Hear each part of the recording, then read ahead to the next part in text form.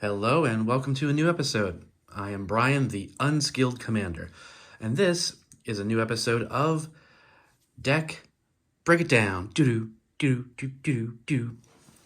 This is where I take one of my decks and I break it down into its components and give you a general run through of how I built it and why what I was going for, what I'm trying to do with the deck, and calling out some of the key cards within each of the types.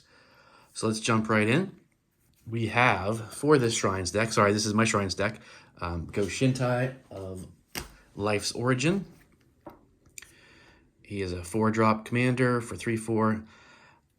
Basically, it's all about other shrines. So you can pay WUBRG, which is one of each color, tap Go Shintai, and return a target enchantment card from your graveyard to the battlefield, which is pretty cool. And then whenever Go Shintai or another non-token shrine enters the battlefield, you make a 1/1 colorless shrine creature token. So obviously I built this around shrines and enchantments. The original concept was honestly kind of a no fun deck because, as I've mentioned across the board in different episodes, is that, I love Magic and I enjoy playing it, but no matter how hard I try and how much I upgrade my decks, I don't seem to win very often. And my friends, always, go off and do their, ultimate combos and their blah, blah, blahs on turn 4s. And it's like, it can be a little disheartening. So this kind of started out as a deck to be like, haha, you don't get to play Magic. It's not quite that way anymore. And it's, I've not mellowed it, but I've tried to upgrade it in different ways. And I'll explain that a little further here. So what we got is we have 37 lands because I'm trying to up my land bases to make sure that you don't get mana screwed.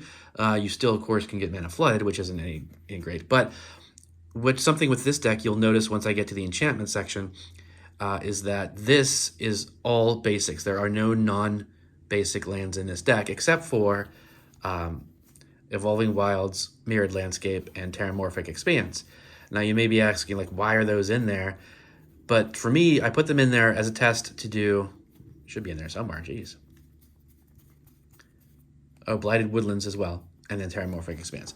It's in there for deck thinning, because especially Blighted Woodlands and Mirrored Landscape, those get 2 lands out of your deck when you sacrifice them. But of course, they do cost more to sacrifice. You need to pay 4 and sack that land to go get 2 lands. It's a whole thing. But the idea is to use those kind of cards to deck thin the lands real quick to get to better enchantments. So next up, we have sorceries, where I only have 2. I have basically 2 board wipes, or wait, 1 board wipe and 1 graveyard recursion. Destroy all non-enchantment creatures, and then return all artifacts and enchantments from the graveyard to the battlefield. So if someone board wipes me a couple times and I can get to it, I can play this, and then, oh, look, I've got everything back. I do have 1 Planeswalker in this deck, which is a newer addition, Calyx Destiny's Hand, because he's about he's all about enchantments. So you can exile target creature or enchantment you don't control until target enchantment you control leaves the battlefield. So that's a good way to get people, they play a really good enchantment. You can say, well, you know what? Yours is gone until my normal enchantment leaves. And then, of course, his ultimate, return all enchantment cards from your graveyard to the battlefield. Again, graveyard recursion in the off chance I get, enchantment board wiped a couple times. You can still salvage a win, theoretically. And you can put the top 4 cards of your library, look at the top 4, reveal an enchantment from among them, put it into your hand, and put the rest in the bottom in any order. So it's a good way to, if you're not getting any enchantments that you need or just anything in that at all, he's got a good way of getting them into your hand quickly. Next up, we have instants. I only have 5 of them, which is should probably go up. But I have, of course, Swords to Plowshares and Path to Exile, 2 key ones, since this deck does have white. And basically all of these, we got Artifact Destruction, I can get Hexproof, and then return target creature to its owner's hand, so it's a bounce spell, sort of. Then the 2 exiles, and then another destroy non-land permanent. So this is also enchantment, artifact removal, and, creature removal if necessary. So I've got some answers in there. Next up we have creatures.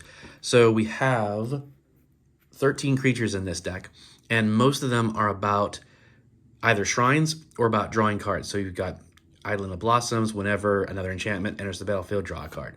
Then we've got what I feel are the best shrines, because it doesn't have all shrines in this deck.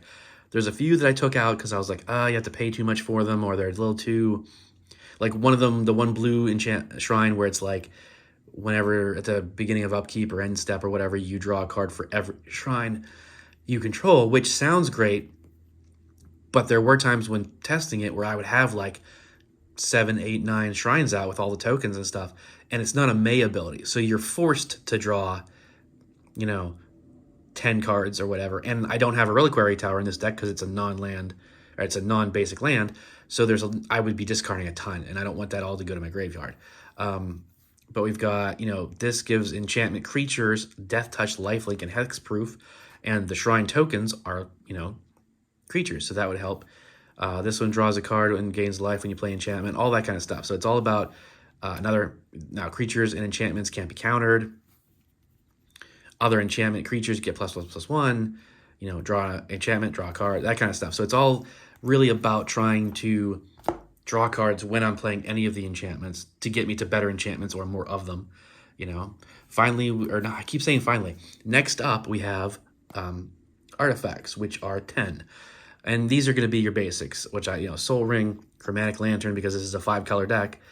Joda's Codex, because it's a 5-color deck, it should relatively quickly become just tap and draw a card instead of paying 5 and tap, because it's based off of each basic land type among lands you control.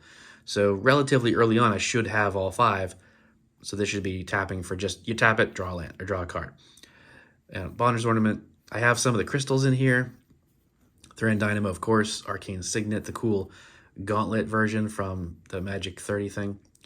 But yeah, so it's just about, the mana rocks are just there to mana fix and ramp as best as I can, because I don't actually have any ramp spells in here, which you would think I should, and maybe I should, but one of the reasons why I don't, and now we get to the bulk of this deck, which is the enchantments, and there's 31 enchantments in here.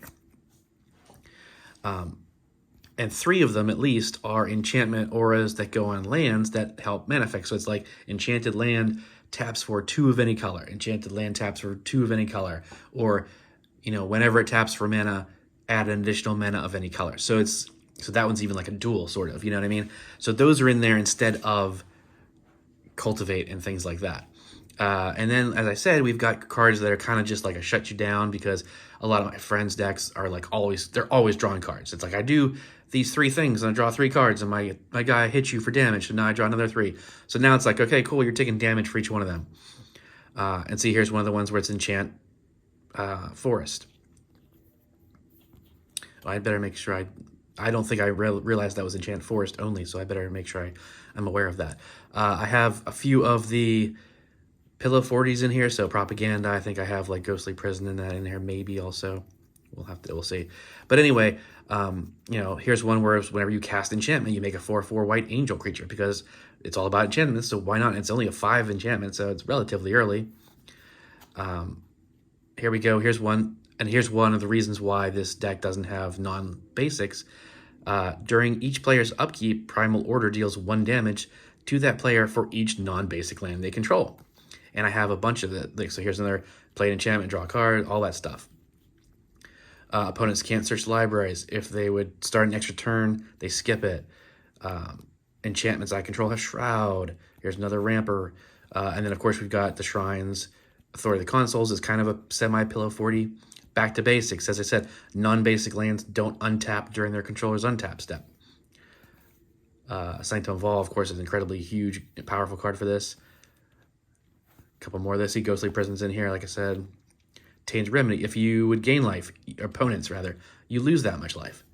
So I have a lot of my friends are like, they're always gaining life off their decks. Whoop, not anymore. Sphere of Safety to try and buy me some time to get these down.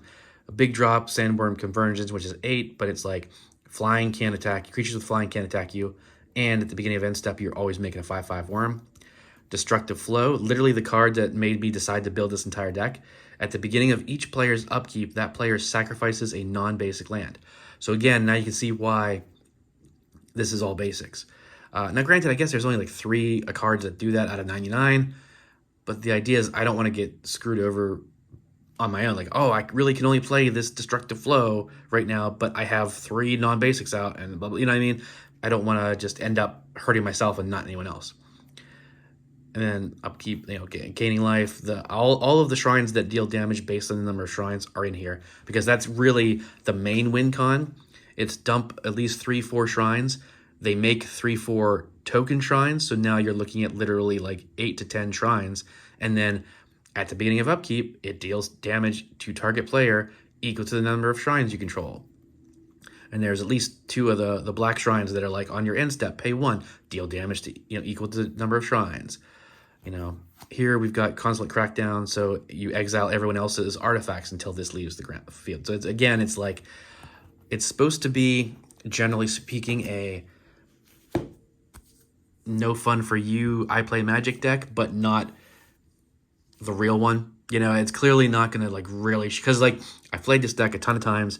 I've played it a bunch in Unskilled Commander, and you guys have seen it go off. But when playing with real people, I've had it go off once, and it still got, shut down at the very end, which is upsetting. But because I almost won, it was so frustrating.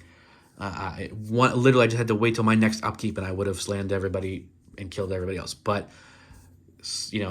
my other opponent, was able to play a bunch of cards that dealt direct damage to me, killed me, and then they lost to the other person. But my point being, even though there's a lot of no fun cards in here, quote unquote, it's not really gonna cause no fun, because it's not optimized for that.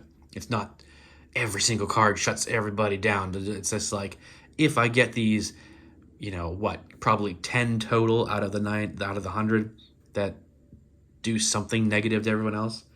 As in, you can't gain life, you can't draw cards, you can't, and that's the thing, it's like, it's not stopping anybody from doing most of those things, it's just penalizing them if they do.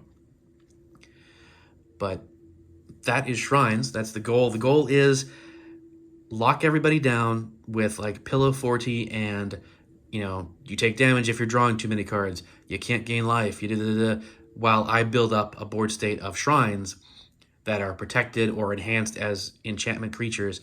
And then I can either swing with a little army of shrines, or you're just taking direct damage on every single one of my upkeeps and end steps. So it's a pretty fun way to win, and it works.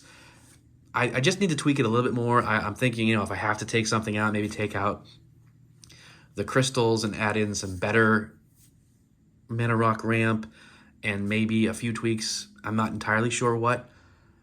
But why don't you let me know? But if you see something that you think, oh, Brian, you should totally take these out and put these other enchantments in, it'll speed up your deck and make it much better, let me know in the comments.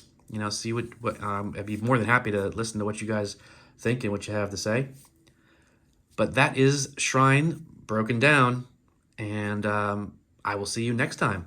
I hope you check out the rest of my channel and get some fun entertainment out of it at least. Talk to you next time.